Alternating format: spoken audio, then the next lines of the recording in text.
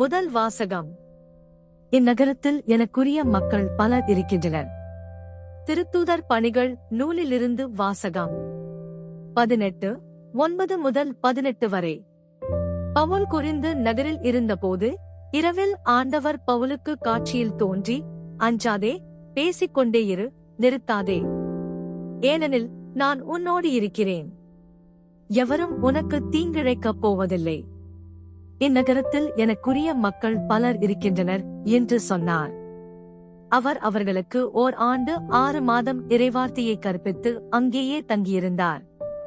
கல்லியோ என்பவர் அக்காயா நாட்டின் ஆட்சியாளராக இருந்தபோது யூதர்கள் ஒருமித்து பவுலை தாக்கி அவரை நடுவர் மன்றத்துக்கு கூட்டிக் கொண்டு வந்து, இவன் திருச்சட்டத்துக்கு எதிரான முறையில் கடவுளை வழிபடுமாறு மக்களை தூண்டிவிடுகிறான் என்றார்கள்.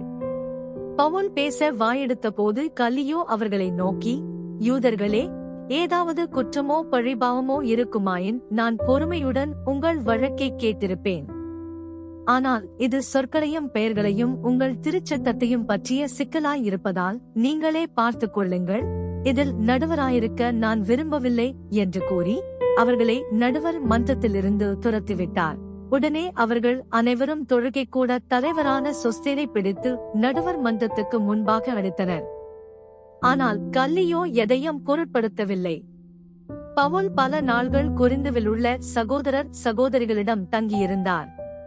அவர்களிடமிருந்து விடை பெற்றுக் கொண்டு தம் நேர்த்திக்கடனை நிறைவேற்ற கெங்கிரேயா நகரில் முடிவெட்டிக் கொண்டு அக்கில்லா, பிரிஸ்கில்லா ஆகியோருடன் சிரியாவுக்கு கப்பலேறினார். ஆண்டவரின் அருள்வாக்கு. இறைவனுக்கு நன்றி. நற்செய்தி வாசகம். உங்கள் மகிழ்ச்சியை யாரும் உங்களிடமிருந்து நீக்கிவிட முடியாது. யோவான் எழுதிய தூய நற்செய்தியிலிருந்து வாசகம்.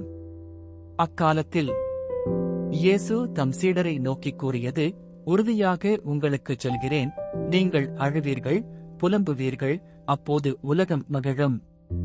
நீங்கள் துயருவீர்கள், ஆனால் உங்கள் துயரம் மகிழ்ச்சியாக மாறும். பிள்ளையை பெற்றெடுக்கும் போது தாய் தனக்கு பேறுகாலம் வந்துவிட்டதால் வேதனை அடைகிறார். ஆனால் பிள்ளையை பெற்றெடுத்த பின்பு உலகில் ஒரு மனித உயிர் தோன்றியுள்ளது என்னும் மகிழ்ச்சியால் தம் வேதனையை அவர் மறந்து விடுகிறார். இப்போது நீங்களும் துயருகிறீர்கள்.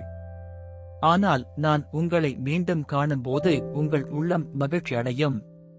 உங்கள் மகிழ்ச்சியை யாரும் உங்களிடமிருந்து நீக்கிவிட முடியாது. அந்நாளில் நீங்கள் என்னிடம் எதையும் கேட்க மாட்டீர்கள். ஆண்டவரின் அருள்வாக்கு. கிறிஸ்துவே உமக்கு புகழ்.